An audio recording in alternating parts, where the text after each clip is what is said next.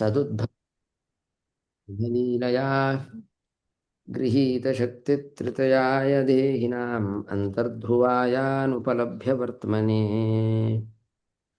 भूयो नमः सद्वृजिनच्छते सताम् असम्भवायाखिलसत्त्वमूर्तये पुंसां पुनः पारमहंस्याश्रमे व्यवस्थितानां यदाशुषे स्वस्ति श्रीरस्तु मे शस्तं निस्तुला निस्तुलात्मनः वस्तुनो वस्तुनो नित्यं समस्तव्यस्तयोगतः यस्य प्रचण्डतपसा श्रुतिगीतवृत्तः तुष्टो हरिः किल वशं वदताममाप श्रीमध्वसन्मतपयोनिधिपूर्णचन्द्रः श्रीविष्णुतीर्थमुनिराट् मुदमातनोतु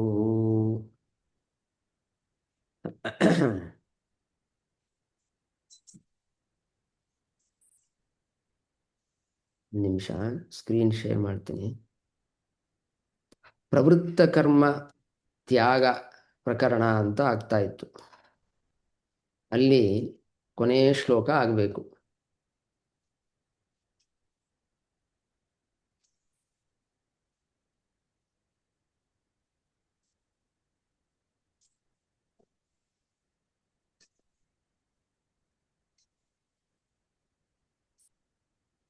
ನೂರ 77ನೇ ಶ್ಲೋಕ.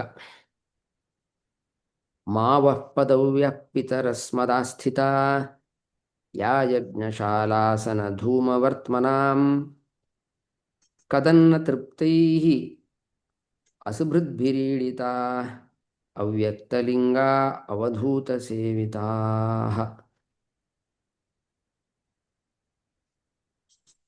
ಈ ಶ್ಲೋಕ ಚತುರ್ಥ ಸ್ಕಂದದಲ್ಲಿ ಬರುವಂತಹ ಶ್ಲೋಕ. ಇದು ದಕ್ಷ ಪ್ರಜಾಪತಿಯ ಮಗಳು ದಾಕ್ಷಾಯಿಣಿ ತನ್ನ ತಂದೆಯಾದ ದಕ್ಷನಿಗೆ ಹೇಳಿದ ಶ್ಲೋಕ. ಏನಿದ್ರ ಸಾಮಾನ್ಯ ಅರ್ಥ? ಮಾ ವಹ ಪದವ್ಯಃ ಪಿತಃ ಅಂತ ಬಿಡಿಸ್ಕೋಬೇಕು. ಪಿತಃ ಅಸ್ಮದಾಸ್ಥಿತಾಃ ಯಾಃ ಯಜ್ಞಶಾಲಾಸನ ಧೂಮವರ್ತ್ಮನಾಂ.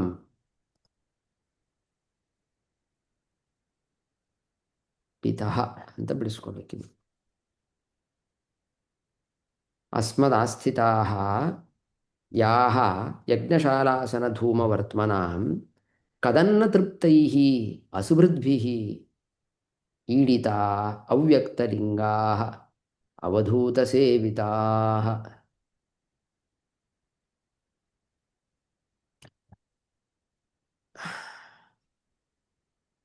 ಪಾರ್ವತೀದೇವಿ ಅಥವಾ ದಾಕ್ಷಾಯಿಣಿ ಅವಳು, ಅದರ ಕತೆ ಗೊತ್ತಿದ್ದು ನಿಮಗೆ. ಅವಳು ತಂದೆ ಯಜ್ಞ ಮಾಡ್ತಾ ಇದ್ದರೆ ಆಹ್ವಾನ ಇರೋದಿಲ್ಲ. ಇದ್ರ ಕತೆ ಹಿಂದೆ ಬಂದಿತ್ತು. ತಯೋದಿತಂ ಶೋಭನಮೇವ ಶೋಭನೆ ಅನ್ನೋ ಶ್ಲೋಕದಲ್ಲಿ,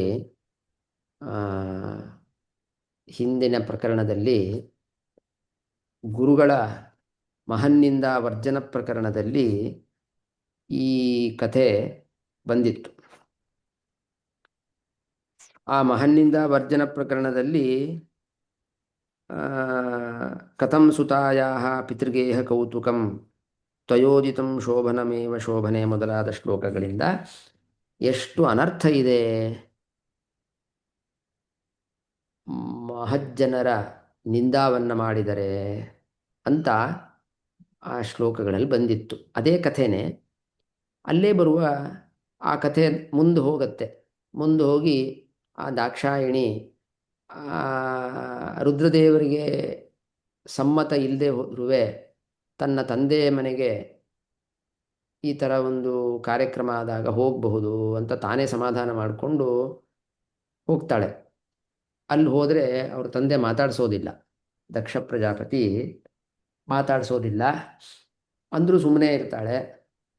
ಬೇಜಾರಾಗತ್ತೆ. ತಾಯಿ ಅಕ್ಕಂದ್ರು ಎಲ್ಲ ಮಾತಾಡಿಸ್ತಾ ಇರ್ತಾರೆ. ಆಮೇಲೆ ರುದ್ರದೇವರ ರುದ್ರದೇವರನ್ನು ಕುರಿತು ಹವಿಸ್ಸನ್ನು ಕೂಡ ಕೊಡೋದಿಲ್ಲ. ಆವಾಗ ಇವಳಿಗೆ ಬೇಜಾರಾಗಿ ಅನೇಕ ಮಾತುಗಳನ್ನು ಆಡ್ತಾಳೆ. ಅದರಲ್ಲಿ ಒಂದಿದು, ಹೇ ಪಿತಃ ಅಂತ ಸಂಬೋಧನೆ. ಪಿತಃ ಅಂತಿದೆ ಪದ.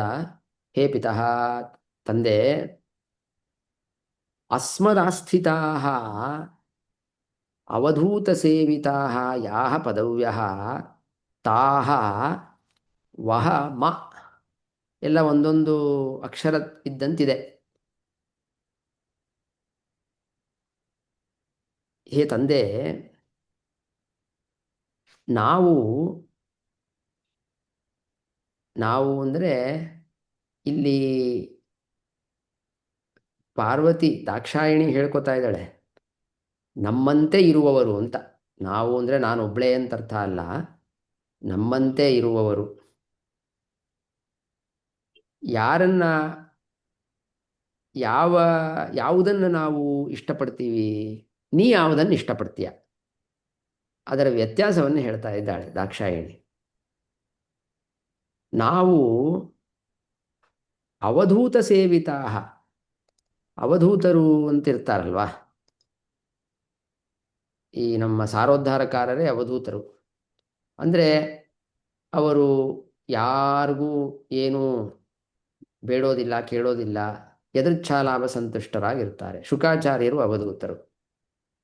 ಕೃಷ್ಣಾವಧೂತರು ಅಂತ ಒಬ್ಬರಿದ್ದರು, ಈಗ ಒಂದು 100 ವರ್ಷ 125 ವರ್ಷದ ಕೆಳಗೆ ರಾಯರ ಭಕ್ತರು, ಅವರೊಬ್ಬರು ಅವಧೂತರು. ಅವಧೂತರು ಅಂದರೆ ಯಾವುದರ ಮೇಲೂ ಆಸೆ ಇಲ್ಲದೆ ಇರೋರು ಅಂತ. ಸನಕಾದಿಗಳಿಂದ ತಗೋಬಹುದು, ಸನಕಾದಿಗಳು ಕೂಡ ಅವಧೂತರೆ. ಅಂತಹ ಅವಧೂತ ಸೇವಿತಾ ಯಾಹ ಪದವ್ಯ, ಅವಧೂತರಿಂದ ಅಂದರೆ ಏಕಾಂತ ಭಕ್ತರು ಅಂತ ಇಟ್ಕೊಳ್ಳೋಣ. ಏಕಾಂತ ಭಕ್ತರಿಂದ ಮಾತ್ರ ಈ ಮಾರ್ಗದಲ್ಲಿ ಹೋಗ್ಲಿಕ್ಕೆ ಸಾಧ್ಯ. ಅದು ಅವ್ಯಕ್ತಲಿಂಗಾ ಅಂತನೂ ಶಬ್ದ ಇದೆ.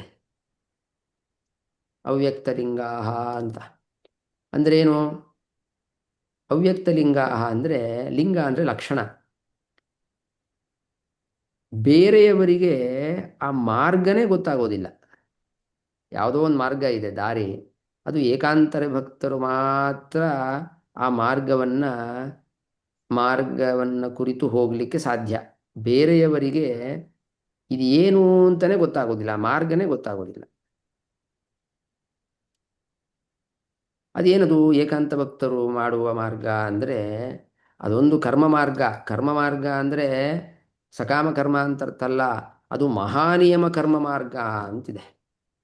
ಮಹಾನಿಯಮ ಅಂದರೆ ದೇವತೆಗಳು ಅಂತಹ ದೊಡ್ಡ ಅಧಿಕಾರಿಗಳು ಮಾಡುವ ದಾರಿ ಅದು. ಏನು ದಾರಿ ಅಂದರೆ ಅವರಿಗೆ ಮೋಕ್ಷವನ್ನು ಕೂಡ ಅವರು ಬಯಸೋದಿಲ್ಲ, ಅಂತಹ ಮಾರ್ಗ. ಅದಕ್ಕೆ ಮಹಾನಿಯಮ ಮಾರ್ಗ ಅಂತ ಕರೀತಾರೆ. ಈಗ ನಾವು ಸಕಾಮ ಕರ್ಮ ನಿಷ್ಕಾಮ ಕರ್ಮ ಮಾರ್ಗ ನೋಡ್ತಾ ಇದ್ವಿ ಅಲ್ವಾ, ಇದು ಸಕಾಮ ಕರ್ಮ, ಅದನ್ನು ಬಿಡಬೇಕು. ಯಾಕೆ?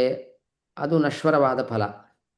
ನಿಷ್ಕಾಮ ಮಾರ್ಗ ಅಂದರೆ ಪರಮಾತ್ಮ ಪ್ರೀತನಾಗಲಿ, ನನಗೆ ಮೋಕ್ಷ ಸಿಗಲಿ, ಜ್ಞಾನ ಭಕ್ತಿ ವೈರಾಗ್ಯಗಳು ಸಿಗಲಿ ಅಂತ ಈ ಥರ ಉದ್ದೇಶ ಇಟ್ಟುಕೊಂಡು ಮಾಡುವ ಕರ್ಮಗಳೇನಿದೆಯಲ್ವಾ, ಅದು ನಿಷ್ಕಾಮ. ಅಂದರೆ ಮೋಕ್ಷ ನನಗೆ ಸಿಗಲಿ ಅಂತ 10 ರೂಪಾಯಿ ದಾನ ಮಾಡಿದ್ರು ಅದು ಸಕಾಮ ಆಗೋದಿಲ್ಲ. ನಾವು ಯಾವುದೇ ಕರ್ಮವನ್ನು ಮೋಕ್ಷಕ್ಕೋಸ್ಕರ ಜ್ಞಾನಭಕ್ತಿ ವೈರಾಗ್ಯಕ್ಕೋಸ್ಕರ ಮಾಡಿದರೆ ಅದು ನಿಷ್ಕಾಮ ಕರ್ಮನೆ. ಅದಕ್ಕಿಂತ ನೆಕ್ಸ್ಟ್ ಸ್ಟೆಪ್ಪು ಮಹಾನಿಯಮ ಮಾರ್ಗ ಅಂತಿದೆ. ಆ ಮಹಾನಿಯಮ ಕರ್ಮ ಮಾರ್ಗ ಅಂದರೆ ಅದು ಏಕಾಂತ ಭಕ್ತರು ಮಾತ್ರ, ದೇವತೆಗಳಂತಹ ದೊಡ್ಡ ದೊಡ್ಡ ಅಧಿಕಾರಿಗಳು ಮಾತ್ರ ಅಂತಹ ಮಾರ್ಗದಲ್ಲಿ ಹೋಗ್ತಾರೆ. ಆ ಮಾರ್ಗ ಏನದು? ಅದು ಮೋಕ್ಷವನ್ನು ಕೂಡ ಅವರು ಬಯಸದೆ ಆ ಮಾರ್ಗದಲ್ಲಿ ಹೋಗ್ತಿರ್ತಾರೆ. ಅಂದರೆ ಕೇವಲ ಕೇವಲ ಪರಮಾತ್ಮನ ಪ್ರೀತಿ ಅಷ್ಟೇ. ಅಂತಹ ಮಾರ್ಗದಲ್ಲಿ ಹೋಗ್ತಿರ್ತಾರೆ. ಅದು ಏನಂತ ಕರೀತಾರೆ? ಅದೊಂದು ಮಹಾನಿಯಮ ಮಾರ್ಗ. ಅದು ನಿಮಗೆ ಯೋಗ್ಯ ಅಲ್ಲ ಅದು. ವಹ ಯುಷ್ಮಾಕಂ ಮಾ ಅಂತ ಮಗಳು ತಂದೆಗೆ ಹೇಳ್ತಾ ಇದ್ದಾಳೆ. ಅದು ನಿಮಗೆಲ್ಲ ಯೋಗ್ಯ ಅಲ್ಲ ಅದು.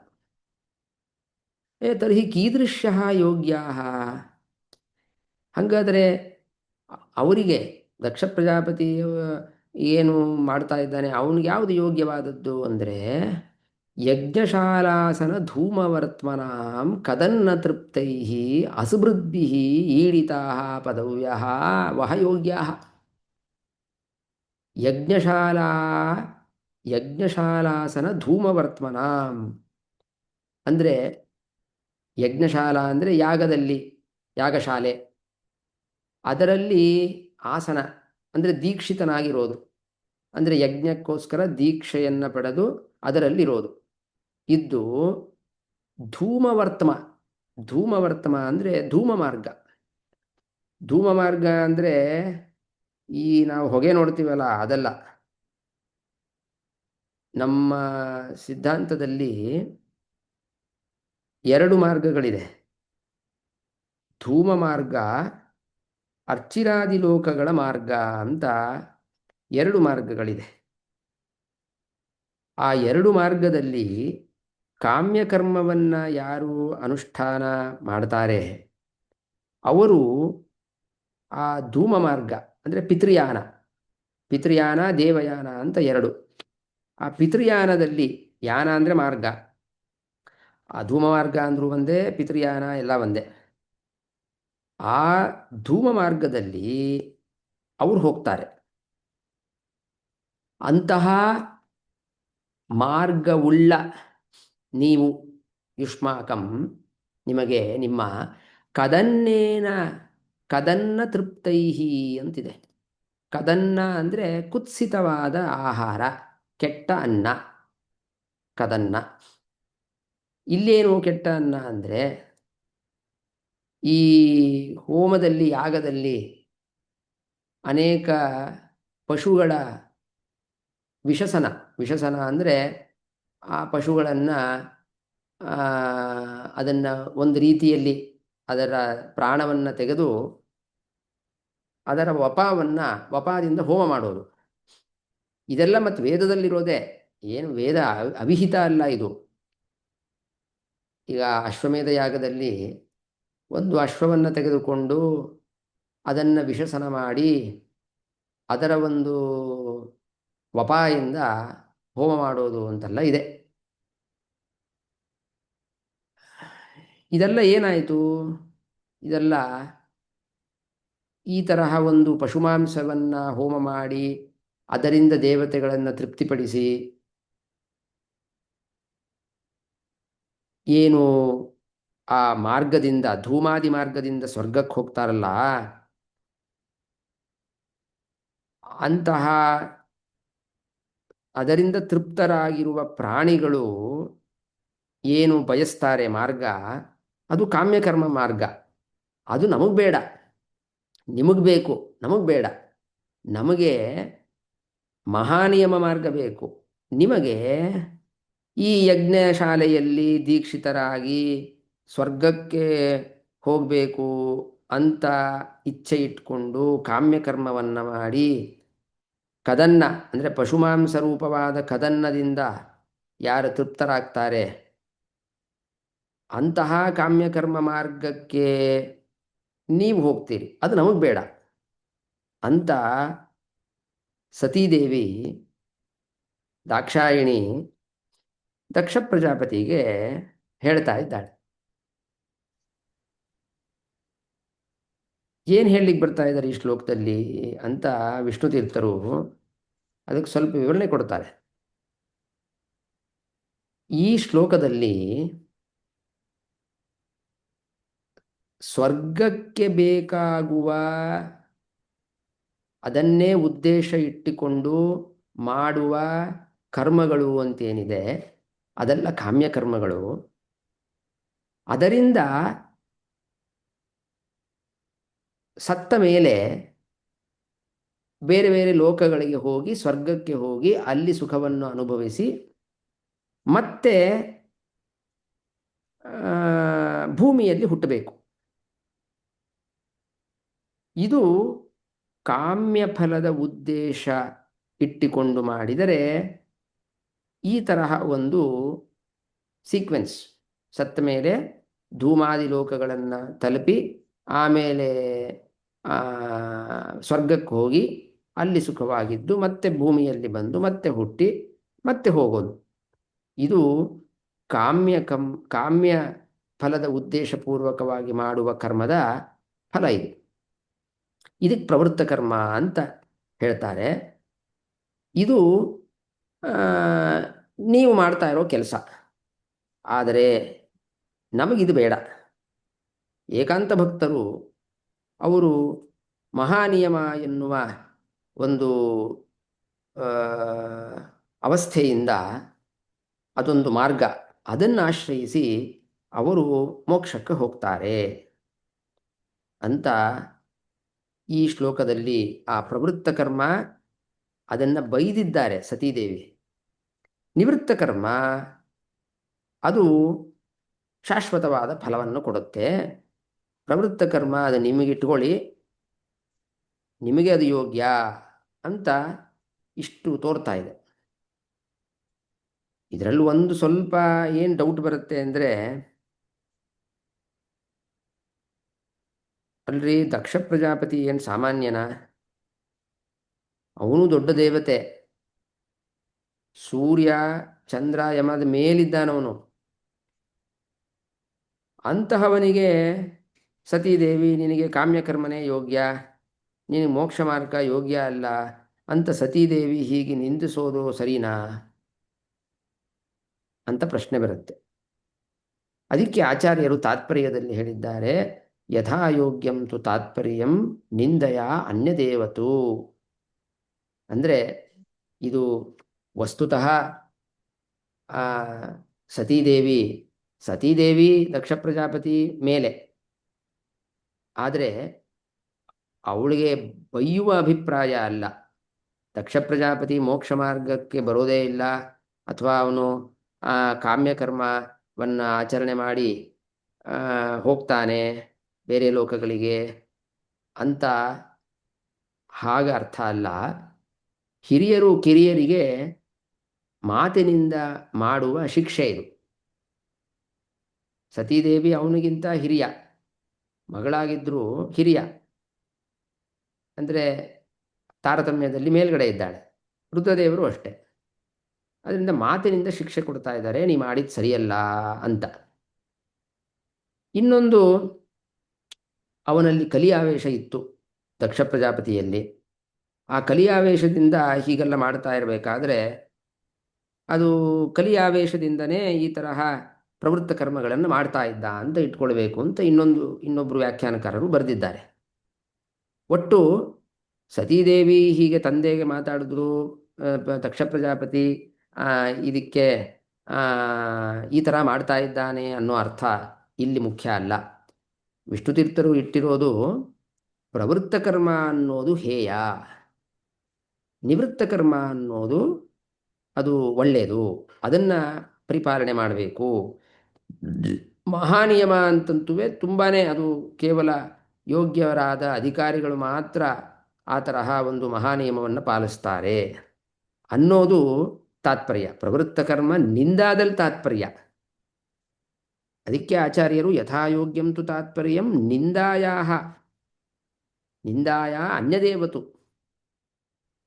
ನಿಂದೆ ಮಾಡೋದರಲ್ಲಿ ಈ ಪ್ರವೃತ್ತ ಕರ್ಮವನ್ನು ಮಾಡಬಾರದು ಅನ್ನೋದರಲ್ಲಿ ತಾತ್ಪರ್ಯ ಅಂತ ಆಚಾರ್ಯರು ಹೇಳಿದ್ದಾರೆ.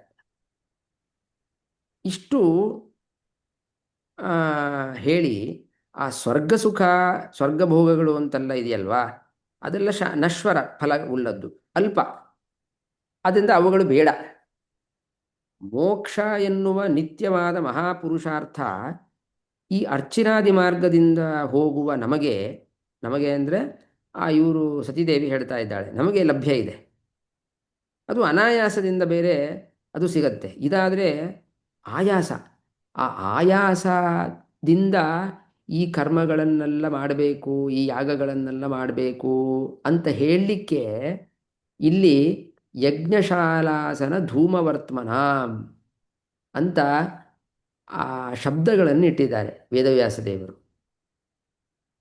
ಪ್ರವೃತ್ತಿ ಮಾರ್ಗದಲ್ಲಿ ಹೋಗೋದು ಅದು ಕಷ್ಟ ಸಾಧ್ಯ. ಯಾಗಗಳನ್ನು ಮಾಡಿ ಅಲ್ಲಿ ಹೇಳಿರುವಂತನೇ ಮಾಡಿ ಆ ಆ, ಆ, ಅನುಷ್ಠಾನ ಬಹಳ ಇದೆ. ಆದರೆ ನಿಷ್ಕಾಮ ಕರ್ಮದಲ್ಲಿ ಈ ತರಹ ಆಯಾಸ ಇಲ್ಲ ಅಂತ ಹೇಳಿ, ಆದ್ದರಿಂದ ಬುದ್ಧಿವಂತರು ಏನು ಮಾಡಬೇಕು? ಈ ನಿಷ್ಕಾಮ ಕರ್ಮವನ್ನೇ ಅಳವಡಿಸ್ಕೊಳ್ಬೇಕು, ಆ ಮಾರ್ಗದಲ್ಲೇ ಹೋಗಬೇಕು ಅಂತ ಇಷ್ಟು ಒಟ್ಟು ತಾತ್ಪರ್ಯ ಇದೆ ಈ ಶ್ಲೋಕಕ್ಕೆ. ಇಷ್ಟೇ ಹೇಳಲಿಲ್ಲ ವಿಷ್ಣುತೀರ್ಥರು. 7ನೇ ಸ್ಕಂದದಲ್ಲಿ ಬರುವ ಅವರ ವ್ಯಾಖ್ಯಾನದಲ್ಲಿ 7ನೇ ಸ್ಕಂದದಲ್ಲಿ ಆ ಪ್ರವೃತ್ತ ಕರ್ಮ ನಿವೃತ್ತ ಕರ್ಮ ಅನ್ನೋದು 2 ತರಹ ಇದೆ ಅಂತ ಸ್ಪಷ್ಟವಾಗಿ ಹೇಳುವ ಶ್ಲೋಕಗಳನ್ನು ವ್ಯಾಖ್ಯಾನದಲ್ಲಿ ಹೇಳಿದ್ದಾರೆ. ಅಂದರೆ ಈಗ ಸತೀದೇವಿ ಹೇಳಿರೋದನ್ನು ಅರ್ಥ ಮಾಡ್ಕೊಳ್ಬೇಕು ಅಂದರೆ ಆ 7ನೇ ಸ್ಕಂದದಲ್ಲಿ ಬಂದಿರುವ ಅನೇಕ ಶ್ಲೋಕಗಳನ್ನು ನಾವು ಅರ್ಥ ಮಾಡ್ಕೊಳ್ಬೇಕು. ಪ್ರವೃತ್ತಂಚ ನಿವೃತ್ತಂಚ ದ್ವಿವಿಧಂ ಕರ್ಮವೈದಿಕಂ ಆವರ್ತತೆ ಪ್ರವೃತ್ತೇನ ನಿವೃತ್ತೇನ ಅಶ್ನುತೆ ಅಮೃತಂ. ನಾರದರು ಧರ್ಮರಾಜನಿಗೆ ಹೇಳುವ ಮಾತುಗಳು, ಸಪ್ತಮ ಸ್ಕಂದದಲ್ಲಿ ಬರುವ ಮಾತುಗಳಿವೆಲ್ಲ. ಪ್ರವೃತ್ತ ಕರ್ಮ ಮತ್ತು ನಿವೃತ್ತ ಕರ್ಮ ಅಂತ 2 ತರಹ ಕರ್ಮಗಳಿದೆ. ಪ್ರವೃತ್ತ ಕರ್ಮದಿಂದ ಸ್ವರ್ಗಾದಿ ಸುಖಗಳು, ಆದರೆ ಆವರ್ತತೆ ಪ್ರವೃತ್ತೇನ. ಪ್ರವೃತ್ತ ಕರ್ಮ ಮಾಡಿದಾಗ ವಾಪಸ್ ಬರ್ತಾನೆ. ಆವರ್ತನೆ ಮಾಡೋದು ಅಂದರೆ ವಾಪಸ್ ಬರೋದು. ಸ್ವರ್ಗ ಆದ ಮೇಲೆ ವಾಪಸ್ಸು ಮತ್ತೆ ಭೂಮಿಯಲ್ಲಿ ಹುಟ್ಟುತ್ತಾನೆ. ಆದರೆ ನಿವೃತ್ತ ಕರ್ಮದಿಂದ ಅಮೃತಮಶ್ನುತೆ, ಮೋಕ್ಷವನ್ನೇ ಪಡಿತಾನೆ, ವಾಪಸ್ ಬರೋದಿಲ್ಲ. ಎರಡೂ ಕೂಡ ವೈದಿಕನೇ. ದ್ವಿವಿಧಂ ಕರ್ಮ ವೈದಿಕಂ, ವೇದದಲ್ಲಿ ಹೇಳಿದ್ದೇನೆ. ಆದರೆ ಪ್ರವೃತ್ತ ಕರ್ಮದಿಂದ ಸಂಸಾರ, ನಿವೃತ್ತ ಕರ್ಮದಿಂದ ಮೋಕ್ಷ, ಇಷ್ಟು ಡಿಫರೆನ್ಸ್. ಇದಾದ ಮೇಲೆ ಹಿಂಸ್ರಂ ದ್ರವ್ಯಮಯಂ ಕಾಮ್ಯಂ ಅಗ್ನಿಹೋತ್ರಾದ್ಯಶಾಂತಿದಂ ದರ್ಶಶ್ಚ ಪೂರ್ಣಮಾಸಶ್ಚ ಚಾತುರ್ಮಾಸ್ಯ ಪಶು ಪುನಃ ಏತದಿಷ್ಟಂ ಪ್ರವೃತ್ತಾಖ್ಯಂ ಹುತಂ ಪ್ರಹುತಮೇವ ಚ ಪೂರ್ವಂ ಸುಶಲಯಾರಾಮ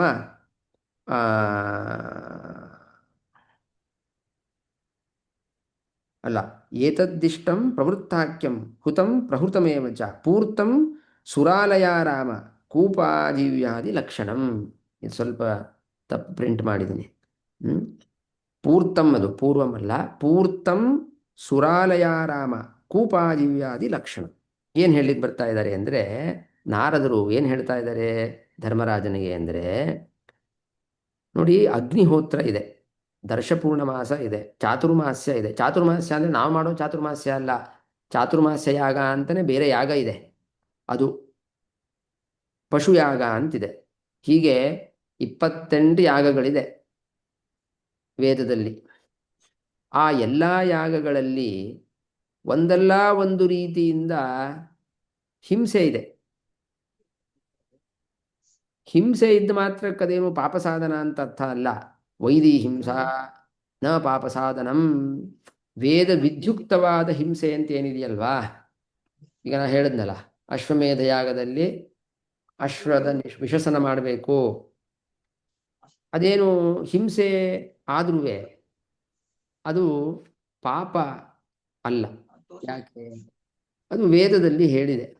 ಅಷ್ಟೇ ಅಲ್ಲ, ಆ ಯಾವುದು ಜೀವ ಇದೆಯೋ ಆ ಅಶ್ವ, ಅದಕ್ಕೆ ಒಳ್ಳೆ ಗತಿಯಾಗತ್ತೆ ಅಂತೆಲ್ಲ ಇದೆ. ಆದ್ದರಿಂದ ಅದಕ್ಕೆ ನೋವಾಗದ ಹಾಗೆ ಮಂತ್ರಗಳನ್ನು ಹೇಳಿ ಅದನ್ನು ವಿಶೇಷಣ ಮಾಡೋದು. ಆಮೇಲೆ ಅದರಿಂದ ಹೋಮ ಮಾಡೋದು. ಇದೆಲ್ಲವೂ ಕೂಡ ಯಾವುದು ಅಗ್ನಿಹೋತ್ರ, ದರ್ಶಪೂರ್ಣಮಾಸ, ಚಾತುರ್ಮಾಸ್ಯ, ಪಶುಯಾಗ ಮೊದಲಾದ ಎಲ್ಲವೂ ಕೂಡ ಹಿಂಸೆಯಿಂದ ಕೂಡಿದೆ. ಇನ್ನು ಆ, ದ್ರವ್ಯಗಳು ಇರುತ್ತೆ, ಬೇರೆ ಬೇರೆ ದ್ರವ್ಯಗಳು. ಸೋಮಯಾಗ ಅಂತಿದೆ. ಆ ಸೋಮಯಾಗದಲ್ಲಿ ಸೋಮಲತಾವನ್ನು ಹಿಂಡಿ ಅದರಿಂದ ಹೋಮ ಮಾಡಬೇಕು. ಪುರೋಡಾಶ ಅಂತಿದೆ, ಚರು ಅಂತಂತಾರೆ. ಹೀಗೆ ಬೇರೆ ಬೇರೆ ದ್ರವ್ಯಗಳಿಂದನೂ ಕೂಡಿದೆ ಇವೆಲ್ಲ ಯಾಗಗಳು. ಇಂತಹ ಯಾಗಗಳು ಯಾವುದೋ ಒಂದು ಕಾಮ್ಯ ಫಲವನ್ನು ಉದ್ದೇಶವಾಗಿಟ್ಟುಕೊಂಡು ಮಾಡಿದರೆ ಅದು ಮೋಕ್ಷ ಸಾಧನ ಅಂತಾಗೋದಿಲ್ಲ. ಅದಲ್ಲದೇನೆ ಈ ಶ್ಲೋಕಗಳಲ್ಲಿ ನೀವು ನೋಡಿದ್ರೆ ಹುತ, ಪ್ರಹುತ, ಪೂರ್ತ, ಪೂರ್ವ ಅಲ್ಲ ಪೂರ್ತ ಮೊದಲಾದ ಶಬ್ದಗಳೆಲ್ಲ ಇದೆ. ಏನು ಆ ಶಬ್ದಗಳಿಗೆಲ್ಲ ಏನರ್ಥ ಅಂತ ಕೇಳಿದ್ರೆ, ಇಷ್ಟ ಹುತ ಅಂತ ಎರಡಿದೆ. ಇಷ್ಟ ಇಷ್ಟ ಅಂತಂದರೆ ಅದು ಶ್ರೌತಯಾಗ, ಅಂದರೆ ಶ್ರುತಿಯಲ್ಲಿ ಯಾವುದನ್ನು ಹೇಳಿರ್ತಾರೋ. ಈಗ ಅಶ್ವಮೇಧ ಯಾಗ ಇದೆ, ಅಶ್ವಮೇಧ ಯಾಗ ಅದು ಇಷ್ಟ ಅಂತ ಕರೀತಾರೆ. ಇಷ್ಟ ಅನ್ನೋದು ಯಜ ಅನ್ನೋ ಧಾತುವಿನಿಂದ ಬಂದಿದ್ದು. ಅದೆಲ್ಲ ಅದೃಷ್ಟ ಪ್ರಯೋಜನಕನೇ ಅದು. ಯಾವುದು ಎಲ್ಲ ಶ್ರೌತ ಯಾಗಗಳು ಕೂಡ ಅದೃಷ್ಟ ಪ್ರಯೋಜನಕ. ಅದೃಷ್ಟ ಪ್ರಯೋಜನಕ ಅಂದರೆ ಪುಣ್ಯವನ್ನು ಹುಟ್ಟಿಸುತ್ತೆ. ಅದು ಸ್ವರ್ಗ ಇರಬಹುದು, ಇನ್ನೇನೋ ಇರಬಹುದು. ಆದರೆ ಶ್ರುತಿಯಲ್ಲಿ ಬಂದ ಯಾಗಗಳು ಅಂತೇನಿದೆ ಅದೆಲ್ಲ ಶ್ರೌತಯಾಗ.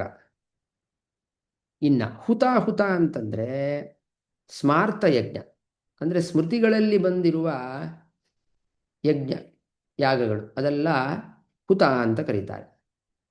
ಈಗ ನಮ್ಮ ವೈಶ್ವದೇವ ಇದೆ, ದಿನ ಮಾಡೋ ವೈಶ್ವದೇವ, ಅದು ಸ್ಮೃತಿಯಲ್ಲಿ ಬೋಧಾಯನ ಸ್ಮೃತಿ, ಆಶ್ವಲಾಯನ ಸ್ಮೃತಿ, ಹೀಗೆ ಸ್ಮೃತಿಗಳಲ್ಲಿ ಬಂದಿರುವುದನ್ನು ಹುತ ಅಂತ ಕರೀತಾರೆ. ಪೂರ್ತ ಪೂರ್ತ ಅಂತ ಒಂದು ಪದ ಇದೆ. ಪೂರ್ತ ಅಂದರೆ ಅದು ಅನೇಕ ರಸದಿಂದ ಕೂಡಿರುವ ಆಹಾರ ಪದಾರ್ಥಗಳು, ಅದನ್ನು ಪೂರ್ತ ಅಂತ ಕರೀತಾರೆ. ಅಡಿಗೆ ಸಾಮಾನುಗಳು, ಅಡಿಗೆ ಸಾಮಾನುಗಳೇ ಪೂರ್ತ ಅಲ್ಲ, ಯಾವುದರಿಂದ ಹೊಟ್ಟೆ ತುಂಬುತ್ತೋ ಅದು ಪೂರ್ತ. ಸೊ ಅನ್ನದಾನ ಮಾಡಿದ್ರೆ ಹೊಟ್ಟೆ ತುಂಬತ್ತೆ, ಆದ್ದರಿಂದ ಅದನ್ನು ಪೂರ್ತ ಅಂತ ಕರೀತಾರೆ. ಹೀಗೆ ಇಷ್ಟ, ಹುತ, ಪೂರ್ತ,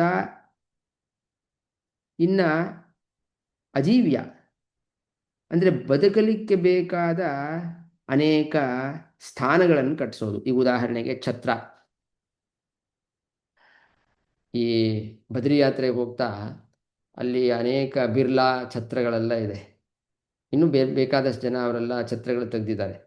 ಅವ್ರೇನು ಒಂದು ಪೈಸಾ ಅದರಿಂದ ತಗೊಳ್ಳೋದಿಲ್ಲ, ಫ್ರೀಯಾಗಿ ಕೊಡ್ತಾರೆ. ಅದೆಲ್ಲ ಏನಂತ ಕರೀತಾರೆ? ಅಜೀವ್ಯ ಅಂತ ಕರೀತಾರೆ. ಹಿಂದಿನ ಕಾಲದಲ್ಲಿ ಮಧ್ಯ ಅರವಟ್ಟಿಗೆಗಳು, ಅಂದರೆ ಒಂದು ಊರಿಂದ ಇನ್ನೊಂದು ಊರಿಗೆ ಹೋಗ್ತಾ ಇರ್ಬೇಕಾದ್ರೆ ನಡ್ಕೊಂಡು ಹೋಗ್ತಾ ಇರ್ತಾರೆ. ಅಲ್ಲಿ ಮಧ್ಯ ಒಂದು ಛತ್ರ ಥರ ಒಂದು ಇಳ್ಕೊಳ್ಳಿಕ್ಕೆ, ಕೂತ್ಕೊಂಡು ಹೋಗ್ಲಿಕ್ಕೆ ಒಂದು ಜಾಗ, ಅಲ್ಲೊಂದು ನೀರು, ಅಥವಾ ಬಂದವ್ರಿಗೆ ಆಹಾರ ಕೊಡೋದು, ಈ ತರಹ ಎಲ್ಲ ಮಾಡಿದ್ರೆ ಅದನ್ನು ಅಜೀವ್ಯ ಅಂತ ಕರೀತಾರೆ. ಸರಿ, ಏನು ಹೇಳಲಿಕ್ಕೆ ಬರ್ತಾ ಇದ್ದಾರೆ ಅಂತ ಕೇಳಿದ್ರೆ, ಇದೆಲ್ಲವೂ ಕೂಡ ಏನಾಗಿದೆ ಅಂದರೆ ಪ್ರವೃತ್ತ ಕರ್ಮನೂ ಆಗಿದೆ, ನಿವೃತ್ತ ಕರ್ಮನೂ ಆಗಿದೆ. ವಸ್ತುತಃ ಶ್ಲೋಕದಲ್ಲಿ ಏನಿದೆ ಗೊತ್ತಾ? ಏತದಿಷ್ಟಂ ಪ್ರವೃತ್ತಾಖ್ಯಂ ಅಂತಿದೆ. ಈ ನಾರದರು ಹೇಳೋದು ನೋಡಿದ್ರೆ ಏತದಿಷ್ಟಂ ಪ್ರವೃತ್ತಾಖ್ಯಂ, ಯಾವುದು ಹುತಂ, ಪ್ರಹುತ, ಇಷ್ಟ, ಪೂರ್ತ ಎಲ್ಲವೂ ಕೂಡ ಪ್ರವೃತ್ತ ಕರ್ಮ ಅಂತ. ಬರೀ ಅಷ್ಟೇ ಅಲ್ಲ, ಏನೋ ಸುರಾಲಯ ಆರಾಮ ಕೂಪ ಜೀವ್ಯಾದಿ ಲಕ್ಷಣಂ. ನಾ ಹೇಳಿದ್ನಲ್ಲ, ಆಜೀವ್ಯ, ಅಜೀವ್ಯ, ಕೂಪ ಬಾವಿ ತೋಡಿಸೋದು, ಆರಾಮ ಇಳ್ಕೊಳ್ಳಿಕ್ಕೆ ಒಂದು ಮನೆ ಅಂತ ಕಟ್ಕೊಡೋದು, ಇದೆಲ್ಲವೂ ಕೂಡ ಪ್ರವೃತ್ತ ಕರ್ಮ ಅಂತ ಹೇಳದಂಗೆ ಕಾಣುತ್ತೆ. ಅದನ್ನು ಸರಿಯಾಗಿ ಅರ್ಥ ಮಾಡ್ಕೊಳ್ಬೇಕು ಅಂತ ವಿಷ್ಣು ತೀರ್ಥರು ಏನು ಹೇಳ್ತಾರೆ? ಇದೆಲ್ಲವೂ ಕೂಡ ಕೇವಲ ಇದನ್ನು ಪ್ರವೃತ್ತ ಕರ್ಮ ಅಂತ ಇಟ್ಕೊಳ್ಳೋದಲ್ಲ. ಯಾವುದೇ ಕರ್ಮ, ಅದು ಇಷ್ಟ, ಹುತ, ಶ್ರೌತಯಾಗನೋ, ಸ್ಮಾರ್ತಯಾಗನೋ, ಅಥವಾ ಪೂರ್ತಾನೋ ಕೂಪನೋ ಏನೇ ಇರಲಿ, ಎಲ್ಲವೂ ಕೂಡ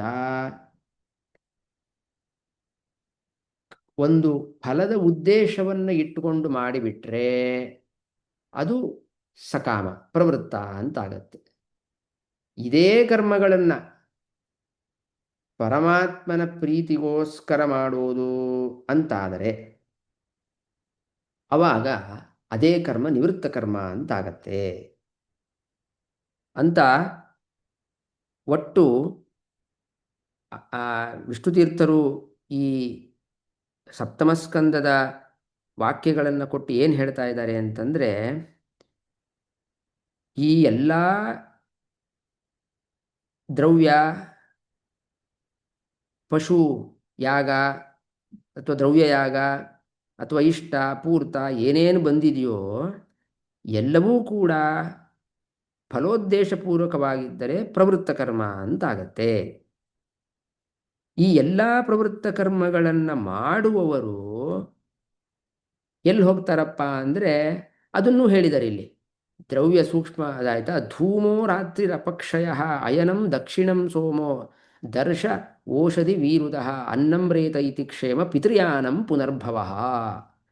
ಈ ಎಲ್ಲ ಪ್ರವೃತ್ತ ಕರ್ಮಗಳನ್ನು ಯಾರು ಮಾಡ್ತಾರೋ ಅವರು ಧೂಮಲೋಕಕ್ಕೆ ಮೊದಲು ಹೋಗ್ತಾರೆ, ಆಮೇಲೆ ರಾತ್ರಿ ಲೋಕ ಅಂತಿದೆ, ಆಮೇಲೆ ಕೃಷ್ಣ ಪಕ್ಷ ಲೋಕ ಅಂತಿದೆ, ದರ್ಶಲೋಕ ಅಂತಿದೆ, ದಕ್ಷಿಣಾಯನ ಲೋಕ, ಚಂದ್ರಲೋಕ ಅಂತ ಹೀಗೆ ಕ್ರಮವಾಗಿ ಹೋಗಿ ಸ್ವರ್ಗದಲ್ಲಿ ಏನು ಸುಖ ಇದೆಯೋ ಅದನ್ನು ಅನುಭವಿಸಿ ಮತ್ತೆ ಪಂಚಾಗ್ನಿ ಮಾರ್ಗ ಅಂತ ಬ್ರಹ್ಮಸೂತ್ರದಲ್ಲಿ ವೇದವ್ಯಾಸ ದೇವರು ಹೇಳಿದ್ದಾರೆ.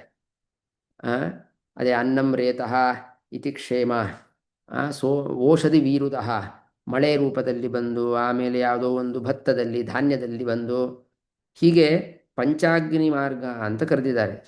ವಾಪಸ್ಸೇನಾಗುತ್ತೆ, ಮತ್ತೆ ಭೂಮಿಯಲ್ಲೇ ಪುನರ್ಜನ್ಮವನ್ನು ಪಡಿತಾನೆ. ಇದನ್ನು ಪಿತೃಯಾನ ಅಂತ ಕರೀತಾರೆ. ಅಂದರೆ ಇದೇನಾಗುತ್ತೆ, ಈ ಥರ ಮಾಡಿದ್ರೆ ಮತ್ತೆ ಮತ್ತೆ ಸಂಸಾರದಲ್ಲಿ ಹುಟ್ಟಬೇಕು. ಅದೇ ಕಾರಣ. ಅಂದರೆ ಈ ಪ್ರವೃತ್ತ ಕರ್ಮನೇ ಕಾರಣ ಆಗತ್ತೆ ಈ ಸಂಸಾರದಲ್ಲಿ ಹುಟ್ಟಲಿಕ್ಕೆ. ಆದ್ದರಿಂದ ನಾರದರು ಹೇಳ್ತಾ ಇದ್ದಾರೆ ಧರ್ಮರಾಜನಿಗೆ, ಭೂಮಿಯಲ್ಲಿ ಹುಟ್ಟಿ ಮತ್ತೆ ಕಾಮ್ಯಕರ್ಮವನ್ನು ಮಾಡಿ ಆ ಧೂಮಲೋಕ ರಾತ್ರಿ ಲೋಕ ಅದೆಲ್ಲ ಲೋಕವನ್ನು ದಾಟಿ ಸ್ವರ್ಗದಲ್ಲಿ ಸುಖವನ್ನು ಅನುಭವಿಸಿ ಮತ್ತೆ ಇಲ್ಲಿ ಬರೋದು, ಇದು ಕಂಟಿನ್ಯೂಸ್ ಆಗಿಬಿಡತ್ತೆ, ಚಕ್ರ, ಸಂಸಾರ ತಪ್ಪೋದೇ ಇಲ್ಲ ಅಂತ ಇಷ್ಟು ಹೇಳಿ, ಹಾಗಾದ್ರೆ ಇದರಿಂದ ಹೊರಗಡೆ ಹೇಗೆ ಬರಬೇಕು ಅಂತಂದರೆ ಅದು ನಿವೃತ್ತ ಕರ್ಮವನ್ನು ಆಚರಣೆ ಮಾಡಬೇಕು. ಆ ನಿವೃತ್ತ ಕರ್ಮವನ್ನು ಆಚರಣೆ ಮಾಡಿದಾಗ ಬೇರೆನೇ ಮಾರ್ಗ, ಈ ಧೂಮಲೋಕ ರಾತ್ರಿ ಲೋಕ ಕೃಷ್ಣ ಪಕ್ಷ ಲೋಕ ಅದೆಲ್ಲ ಹೇಳಿದ್ವಿ, ಆ ಮಾರ್ಗ ಅಲ್ಲ, ಬೇರೆನೇ ಮಾರ್ಗ, ಅರ್ಚಿರಾದಿ ಮಾರ್ಗ ಅಂತ ಇದೆ. ಇದನ್ನೆಲ್ಲ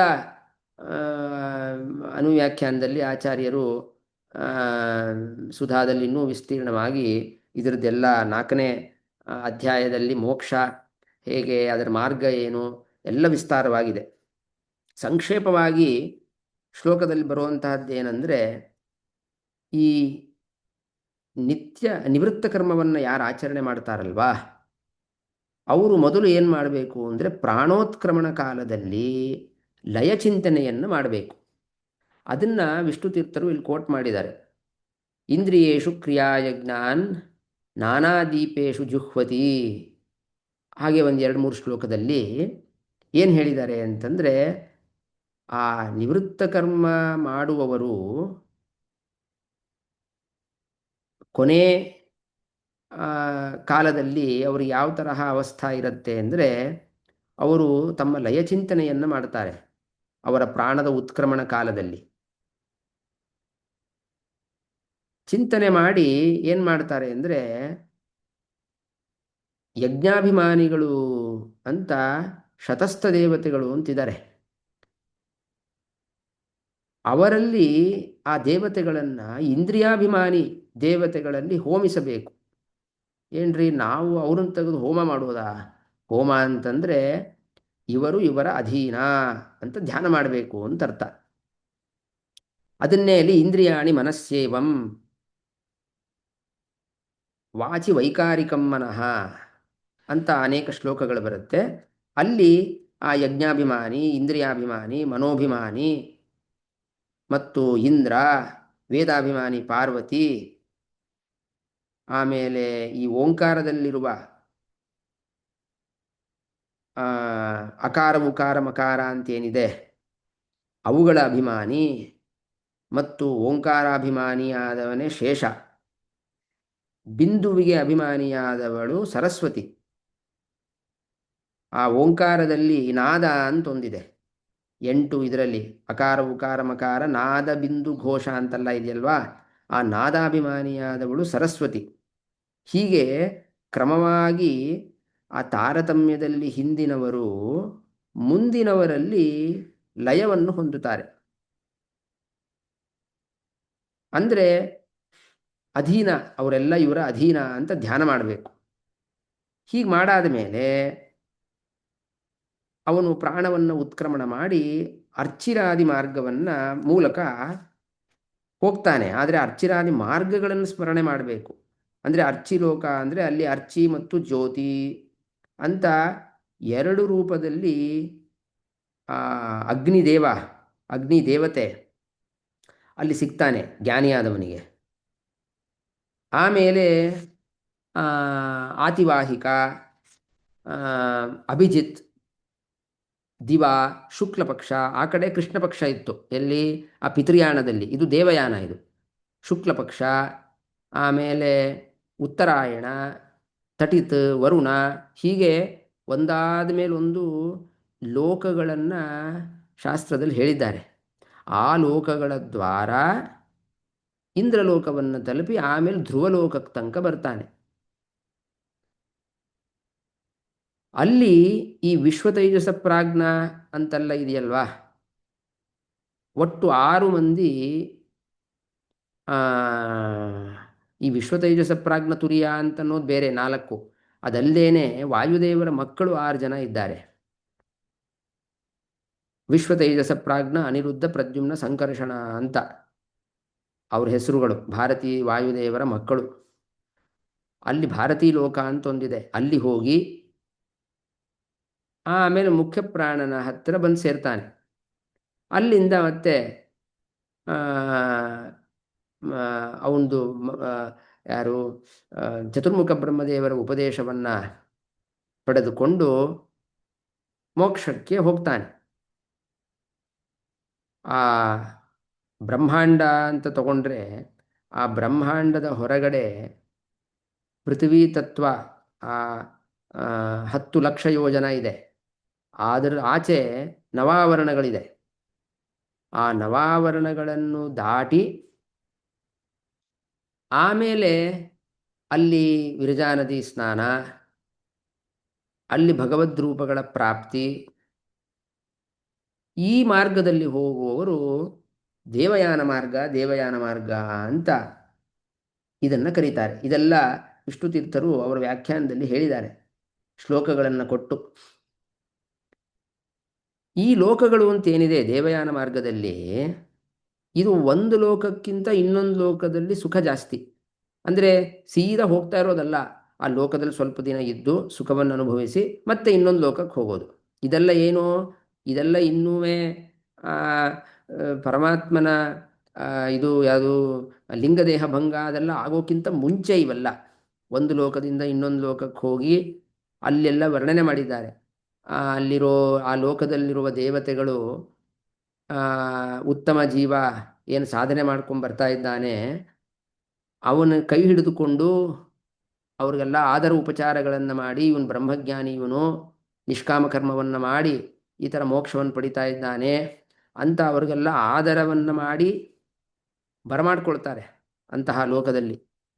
ಯಾಕೆ ಇವೆಲ್ಲ ಹೇಳ್ತಾ ಇದ್ದಾರೆ ಅಂದರೆ, ವಿಷ್ಣು ತೀರ್ಥರು ಅವ್ರಿಗೆ ಡಿಫರೆನ್ಸ್ ತೋರಿಸ್ಬೇಕಾಗಿದೆ. ನೋಡಿ, ಪಿತೃಯಾಣದಲ್ಲಿ ಇವೆಲ್ಲ ಏನೂ ಇರಲ್ಲ, ಅದು ಪ್ರವೃತ್ತ ಕರ್ಮದಿಂದ ಆಗುವ ಫಲ. ಕೊನೆಗೇನಪ್ಪ ಅಂದರೆ ಸ್ವಲ್ಪ ಸ್ವರ್ಗಕ್ಕೆ ಹೋಗಿ ಅಲ್ಲೊಂದು ಸ್ವಲ್ಪ ದಿನ ಇದ್ದು ಅಲ್ಲಿ ಸುಖವನ್ನು ಪಡಿತಾನೆ. ಮತ್ತು ವಾಪಸ್ ಇಲ್ಲೇ ಸಂಸಾರದಲ್ಲಿ ಬರ್ತಾನೆ. ಆದರೆ ದೇವಯಾನ ನೋಡಿ, ಅರ್ಚಿರಾದಿ ಮಾರ್ಗ ಅದು ಎಷ್ಟು ಸುಖಕರ. ಒಂದಕ್ಕೆ ಲೋಕಕ್ಕೆ ಮೇಲ್ಮೇಲೆ ಹೋಗ್ತಾ ಆ ಸುಖಗಳು ಜಾಸ್ತಿ ಆಗ್ತಾ ಹೋಗುತ್ತೆ. ಅಲ್ಲಿ ಆಯಾಸ ಇಲ್ಲ, ಮತ್ತೆ ವಾಪಸ್ಸು ಸಂಸಾರಕ್ಕೆ ಹಿಂದೆ ಬರೋದಿಲ್ಲ ಅಂತ ಇಷ್ಟು ಕಾಂಟ್ರಾಸ್ಟ್ ತೋರಿಸ್ಬೇಕಾಗಿದೆ ವಿಷ್ಣು ತೀರ್ಥರಿಗೆ. ಅದಕ್ಕೆ ಪಾಪ ಅವರು ವಿಸ್ತಾರವಾಗಿ ಆ ಶ್ಲೋಕಗಳನ್ನು ಕೊಟ್ಟು ಆ ಪಿತೃಯಾನ ಹೀಗಿದೆ, ದೇವಯಾನ ಹೀಗಿದೆ ಅಂತ ತೋರಿಸಿ ಕೊನೆಗೆ ಹೇಳ್ತಾರೆ, ನಿವೃತ್ತಂ ಕರ್ಮ ಸೇವೇತ. ಇದು ಏಕಾದಶ ಸ್ಕಂದದಲ್ಲಿ ಬರುವ ವಾಕ್ಯ ಇದು. ಈ ನಾನೇನು ಇಷ್ಟೊತ್ತಂಕ ಹೇಳಿದೆ, ಯಯೇತೆ ಪಿತೃದೇವಾನಾಂ ಅಯನೇ ದೇವನಿರ್ಮಿತೆ ದೇವಯಾನಮಿದಂ ಪ್ರಾಹುಹು. ಆ ದೇವಯಾನ ಅನ್ನೋದು ಇಷ್ಟು ಇದ್ರ ಮೂಲಕ ಹೋಗಬೇಕು. ಅಗ್ನಿ, ಸೂರ್ಯ, ದಿವ, ವಾಯು, ಶುಕ್ಲ, ರಾಕ, ಇದೆಲ್ಲ ಒಂದ್ರ ಲೋಕದ ಹೋಗಿ ಹೋಗಿ ಹೋಗಿ ಕೊನೆಗೆ ಪರಮಾತ್ಮನನ್ನು ಪಡೆಯೋದು. ಅದು ದೇವಯಾನ. ಪಿತೃಯಾನ ಅಂತ ಒಂದಿದೆ, ಅದು ಪ್ರವೃತ್ತ ಕರ್ಮ ಅಂತ ಇಷ್ಟು ಹೇಳಾದ ಮೇಲೆ ಇನ್ನೊಂದು ಶ್ಲೋಕವನ್ನು ಕೊಡ್ತಾರೆ ವಿಷ್ಣು ತೀರ್ಥರು. ನಿವೃತ್ತಂ ಕರ್ಮ ಸೇವೇತ ಪ್ರವೃತ್ತಂ ಮತ್ಪರಸ್ತ್ಯಜೇತ್ ಜಿಜ್ಞಾಸಾಯಾಂ ಸಂಪ್ರವೃತ್ತೋ ನಾದ್ರಿಯೇತ್ ಕರ್ಮಚೋದನ ಅಂತ ಏಕಾದಶ ಸ್ಕಂದದಲ್ಲಿ ಬರುವ ಒಂದು ವಾಕ್ಯ. ಸಾಧಕ ಏನು ಮಾಡಬೇಕು ಅಂದರೆ, ನಿವೃತ್ತಂ ಕರ್ಮ ಸೇವೇತ, ನಿವೃತ್ತ ಕರ್ಮವನ್ನೇ ಮಾಡಬೇಕು. ನನ್ನ ಪರ ಮತ್ಪರಃ ಪ್ರವೃತ್ತಂ ತ್ಯಜೇತ್, ನಾನು ಸರ್ವೋತ್ತಮ ಅಂತ ಭಕ್ತಿಯನ್ನು ಮಾಡಿ ನಿಷ್ಕಾಮ ಕರ್ಮವನ್ನು ಮಾಡಿ ಕಾಮ್ಯ ಕರ್ಮವನ್ನು ಬಿಡಬೇಕು. ಜಿಜ್ಞಾಸಾಯಾಂ ಸಂಪ್ರವೃತ್ತ ನಾದ್ರಿಯೇತ್ ಕರ್ಮಚೋದನಾಂ. ಯಾರು ಪರಮಾತ್ಮನ ಜ್ಞಾನವನ್ನು ಮಾಡಿಕೊಳ್ಬೇಕು ಅಂತ ಉದ್ದೇಶ ಇಟ್ಕೊಂಡು ಹೊರಟಿರ್ತಾನೆ, ಅವನು ಅದಕ್ಕೆ ವಿರೋಧಿಯಾದ ಕಾಮ್ಯಕರ್ಮ ವಿಧಿಯನ್ನು ಅವನು ನಾದ್ರಿಯೇತ್ ಆಧರಿಸಬಾರದು ಅಂತ. ಒಟ್ಟು ಈ ಪ್ರವೃತ್ತ ಕರ್ಮ ತ್ಯಾಗದಲ್ಲಿ ಈ ವ್ಯತ್ಯಾಸಗಳಿದೆ, ಇಷ್ಟು ಭಾರಿ ವ್ಯತ್ಯಾಸಗಳಿದೆ. ಪ್ರವೃತ್ತ ಕರ್ಮ, ನಿವೃತ್ತ ಕರ್ಮ, ಅದರ ಬರೀ ಕರ್ಮದಲ್ಲಿ ವ್ಯತ್ಯಾಸ ಅಷ್ಟೇ ಅಲ್ಲ, ಫಲದಲ್ಲಿ ವ್ಯತ್ಯಾಸ, ಒಂದು ಆಯಾಸ ಒಂದು ಅನಾಯಾಸ. ಆಮೇಲೆ ಆ ಪ್ರವೃತ್ತ ಕರ್ಮವನ್ನು ಮಾಡಾದ ಮೇಲೆ ಪುಣ್ಯದಿಂದ ಹೋಗುವ ಮಾರ್ಗಗಳಲ್ಲಿ ವ್ಯತ್ಯಾಸ. ಆಮೇಲೆ ಒಂದು ಕಡೆ ನಶ್ವರ, ಇನ್ನೊಂದು ಕಡೆ ಶಾಶ್ವತ. ಇಷ್ಟೆಲ್ಲ ವ್ಯತ್ಯಾಸಗಳು ಇದ್ದು ಇಷ್ಟು ಸುಲಭವಾಗಿ, ಸುಲಭ ಅಂತಂದರೆ ಸ್ವಲ್ಪ ನಿಧಾನ ಆಗ್ಬೋದು, ಆದರೆ ಶಾಶ್ವತವಾದ ಫಲವನ್ನು ಪಡಿಲಿಕ್ಕೆ ಒಂದು ಅವಕಾಶ ಇದ್ದಾಗ ಬುದ್ಧಿವಂತನಾದವನು ಪ್ರವೃತ್ತ ಕರ್ಮವನ್ನು ಸ್ವೀಕಾರ ಮಾಡದೆ ನಿವೃತ್ತ ಕರ್ಮವನ್ನೇ, ಅದು ನಿವೃತ್ತ ಕರ್ಮದ ಮಾರ್ಗವನ್ನೇ ಅವನು ಬುದ್ಧಿವಂತನಾದವನು ಪಡೆಯಬೇಕು ಅಂತ ಇಷ್ಟು ತಾತ್ಪರ್ಯ. ಅದರಿಂದ ಈ ಶ್ಲೋಕ ಏನು ಸತೀದೇವಿ ಹೇಳಿದ್ದಾಳೆ ತನ್ನ ತಂದೆಯ ಬಗ್ಗೆ, ಆ ಶ್ಲೋಕದ ಮರ್ಮ ಏನಪ್ಪ ಅಂತಂದರೆ, ಕಾಮ್ಯ ಕರ್ಮ ಫಲ ಅನಿತ್ಯವಾದದ್ದು. ಅದು ಕೇವಲ ಸ್ವರ್ಗ ಸುಖವನ್ನು ಪಡೆಯಬೇಕು ಅಂತ ಯಾರಿಗೆ ಇಷ್ಟ ಇರುತ್ತೋ ಅವರು ಆ ಮಾರ್ಗವನ್ನು, ಕಾಮ್ಯಕರ್ಮದ ಮಾರ್ಗವನ್ನು ಅನುಸರಿಸ್ತಾರೆ. ಅದರಲ್ಲಿ ನೀವಾಗಿದ್ದೀರಿ ಅಂದರೆ ಆ ಒಂದು ಕಲಿಯ ಒಂದು ಬಾಧೆಯಿಂದ ಅವನು ಆ ಕೆಲಸವನ್ನು ಮಾಡ್ತಾ ಇದ್ದಾನೆ ದಕ್ಷ ಪ್ರಜಾಪತಿ, ಅದನ್ನು ತೋರಿಸ್ತಾ ಇದ್ದಾಳೆ. ನಮಗೆ ಅಂತಹ ಅದರಲ್ಲಿ ಇಷ್ಟವೇ ಇಲ್ಲ.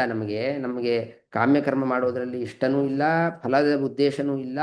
ಆದ್ದರಿಂದ ನಾವು ನಿವೃತ್ತ ಕರ್ಮವನ್ನು ಆಚರಣೆ ಮಾಡ್ತೀವಿ ಅಂತ ಇಷ್ಟು ಈ ಶ್ಲೋಕದ ತಾತ್ಪರ್ಯ. ಒಟ್ಟು ಇಲ್ಲಿಗೆ ಈ ಪ್ರವೃತ್ತ ಕರ್ಮ ತ್ಯಾಗ ಪ್ರಕರಣ ಅನ್ನೋದು ಮುಗೀತು. ಒಟ್ಟು 6 ಶ್ಲೋಕ ಇತ್ತು. ಮೊದಲು 2 ಶ್ಲೋಕದಲ್ಲಿ ಗುರುಗಳು ಅಂದರೆ ಹೇಗಿರ್ತಾರೆ ಅದನ್ನು ಯಾಕೆ ಹೇಳಿದ್ರು ಅಂತಂದರೆ, ಅವರು ಕರುಣಾಳುಗಳು, ಪ್ರವೃತ್ತ ಕರ್ಮವನ್ನು ಉಪದೇಶ ಮಾಡಬಾರ್ದವರು ಅನ್ನೋದು 2 ಶ್ಲೋಕದಲ್ಲಿ ಹೇಳಿ, ಆಮೇಲೆ ಇನ್ನು 4 ಶ್ಲೋಕದಲ್ಲಿ ಆ ಪ್ರವೃತ್ತ ಕರ್ಮ ಅನ್ನೋದು ಕುತ್ಸಿತ, ಅದರ ಫಲವೂ ಕೂಡ ನಶ್ವರ ಅಂತ ಅಷ್ಟನ್ನು ವಿವರಣೆ ಮಾಡಿದ್ರು. ಇಲ್ಲಿಗೆ ಆ, ಪ್ರವೃತ್ತ ಕರ್ಮ ತ್ಯಾಗ ಪ್ರಕರಣ ಅನ್ನೋದು ಮುಗಿಯಿತು. ಮುಂದಿನ ಪ್ರಕರಣ ನಿವೃತ್ತ ಕರ್ಮ ಪ್ರಕರಣ. ಇದು ಒಂದು 7 ಶ್ಲೋಕ ಇದೆ. ಇಲ್ಲೂ ಕೂಡ ಆ, ಮೊದಲು ಏನು ಮಾಡ್ತಾರೆ ಅಂದರೆ ವಿಷ್ಣು ತೀರ್ಥರು, ಆ, ಅಲ್ಲ ನೀವು ಪ್ರವೃತ್ತ ಕರ್ಮವನ್ನು ಬಿಡಬೇಕು ಅಂತಂದ್ಬಿಟ್ರಿ, ಆದರೆ ಒಂದು ಪ್ರಶ್ನೆ ಬರುತ್ತೆ. ಈಗ ಪ್ರವೃತ್ತ ಕರ್ಮದಲ್ಲಿ, ಕಾಮ್ಯ ಕರ್ಮದಲ್ಲಿ ಅವನೇನೋ ಉದ್ದೇಶ ಇಟ್ಕೊಂಡು ಮಾಡಿರ್ತಾನೆ.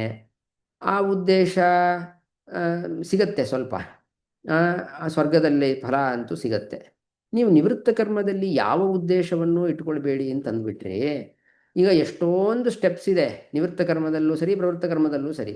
ನೀವು ನಿವೃತ್ತ ಕರ್ಮದಲ್ಲಿ ಎಷ್ಟು ಆ ಎಲ್ಲ ಸ್ಟೆಪ್ಸನ್ನು ದಾಟಿ ಮೋಕ್ಷಕ್ಕೆ ಹೋಗಬೇಕು ಅಂದರೆ ಎಷ್ಟು ದೂರ, ಅದು ದೂರ ಇರಲಿ, ಮಧ್ಯದಲ್ಲಿ ಏನೋ ಆಗೋಯ್ತಪ್ಪ. ಈಗ ನಾನು ಮೆಟ್ಲು ಹತ್ತುತ್ತಾ ಇದ್ದೆ, ಯಾವುದೋ ಒಂದು ಮೆಟ್ಲು ಹತ್ತುತ್ತಾ ಇದ್ದೆ. ಇನ್ನೊಂದು ಪಕ್ಕದಲ್ಲಿ ಇನ್ನೊಂದು ಬೆಟ್ಟ ಇತ್ತು. ಅಲ್ಲಿ 2 ಸ್ಟೆಪ್ಗೆ 3 ಸ್ಟೆಪ್ಗೆ ಏನೋ ಕೊಡೋರು, ನೀರು ಅದು ಎಲ್ಲ ಕೊಡೋರು. ಇನ್ನೊಂದು ಬೆಟ್ಟ 100 ಮೆಟ್ಲು ಹತ್ತದ ಮೇಲೆ ನಿಮಗೆ ನೋಡ್ರಿ, ಆ, ಒಳ್ಳೆ ಮಂಡಿಗೆ, ಆ, ಒಳ್ಳೆ ಸುಗ್ರಾಸ ಭೋಜನ ಇದೆ ಅಂತ ಹೇಳಿದ್ರು. ಸರಿ ಅಂತ ಬೇಡ, ಇದ್ಯಾಕೆ ಬರೀ ನೀರು ಬಿಸ್ಕತ್ತು ಕೊಡ್ತಾರೆ ಇನ್ನೊಂದು ಪರ್ವತದಲ್ಲಿ 2 ಮೆಟ್ಲಿಗೆ ಕಟ್ಟೋಣ, ಏನು ಮಾಡಬೇಕು, ಸೀದಾ ಹೋಗಿ ಅಲ್ಲಿ ಒಳ್ಳೆ ಊಟ ಮಾಡೋಣ ಸುಗ್ರಾಸ ಭೋಜನ ಅಂತ ಆ 100 ಮೆಟ್ಲಿರೋ, ಜಾಸ್ತಿ ಮೆಟ್ಲಿರೋ ಆ ಪರ್ವತವನ್ನು ಹತ್ತುತ್ತಾ ಇದ್ದೆ. ಆದರೆ ಅದು ಇರೋದು 100 ಮೆಟ್ಲು.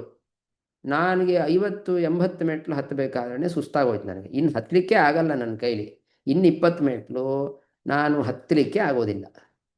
ಈಗೇನಾಯ್ತು, ಈಗ ಇತ್ಲ ಕಡೆ ನೀರು ಬಿಸ್ಕತ್ತೂ ಇಲ್ಲ, ಇನ್ನೊಂದು ಪರ್ವತದಲ್ಲಿ 2 ಮೆಟ್ಲಿಗೆ ಸಿಗ್ತಾ ಇತ್ತು, ಇನ್ನು 100 ಮೆಟ್ಲು ಹತ್ತಲಿಕ್ಕೂ ಆಗ್ತಾ ಇಲ್ಲ. 80ಕ್ಕೆ ನನಗೆ ಸಾಕಾಗೋಗ್ಬಿಟ್ಟಿದೆ, ಸುಸ್ತಾಗ್ಬಿಟ್ಟಿದೆ. ನನಗೇನೂ ಇಲ್ಲ, ಎನರ್ಜಿ ಕೊಡಲಿಕ್ಕೆ, ಇನ್ನೇನು ಶಕ್ತಿ ಕೊಡಲಿಕ್ಕೆ ಏನೂ ಇಲ್ಲ. ಇನ್ನು 20 ಮೆಟ್ಲು ಹತ್ತದ ಮೇಲೆ ಭೋಜನ ಅಂತೀರಿ, ಮಂಡಿಗೆ ಅದು. ಈಗ ಏನಾಯ್ತು, ಇತ್ಲ ಕಡೆ ಬಿಸ್ಕತ್ ನೀರು ಇಲ್ಲ, ಅತ್ಲ ಕಡೆ ಊಟನೂ ಇಲ್ಲ ನನಗೆ, ಯಾಕಂದರೆ ಮೇಲೆ ಹೋಗಲಿಕ್ಕೆ ಆಗಲ್ಲ. ಅಂಥ ಸ್ಥಿತಿಯಲ್ಲಿ ನಾವು ಸಿಕ್ಕಾಕೊಂಡ್ರೆ ಏನು ಮಾಡೋದು ಅಂತ ಪ್ರಶ್ನೆ. ಅದಕ್ಕೆ ಪ್ರಶ್ನೆ ಮಾಡಿಕೊಂಡು ಮುಂದೆಲ್ಲ ಉತ್ತರ ಕೊಡ್ತಾರೆ. ಅದನ್ನು ಮತ್ತು ಮುಂದಿನ ವಾರ ನೋಡೋಣ. ನಿವೃತ್ತ ಕರ್ಮ ಪ್ರಕರಣ, ನಿವೃತ್ತ ಕರ್ಮ ಕರಣ, ನಿವೃತ್ತ ಕರ್ಮವನ್ನು ಮಾಡಬೇಕು ಅನ್ನೋ ಒಂದು ಪ್ರಕರಣದಲ್ಲಿ ಈ ಪ್ರಶ್ನೆಗೆಲ್ಲ ಉತ್ತರ ಕೊಡ್ತಾರೆ. ಇಲ್ಲಿಗೆ ಇವತ್ತು ನಿಲ್ಲಿಸಿರೋಣ. ಶ್ರೀಮದವಧೂತ ಶಿರೋಮಣಿ ಜಯತೀರ್ಥ ನಿರ್ಮಿತ ಸಾರೋದ್ಧಾರ ಟೀಕಾಯಾಂ ಪ್ರವೃತ್ತ ಕರ್ಮತ್ಯಾಗ ಪ್ರಕರಣಂ ಸಂಪೂರ್ಣಂ. ಶ್ರೀಕೃಷ್ಣಾರ್ಪಣಮಸ್ತು.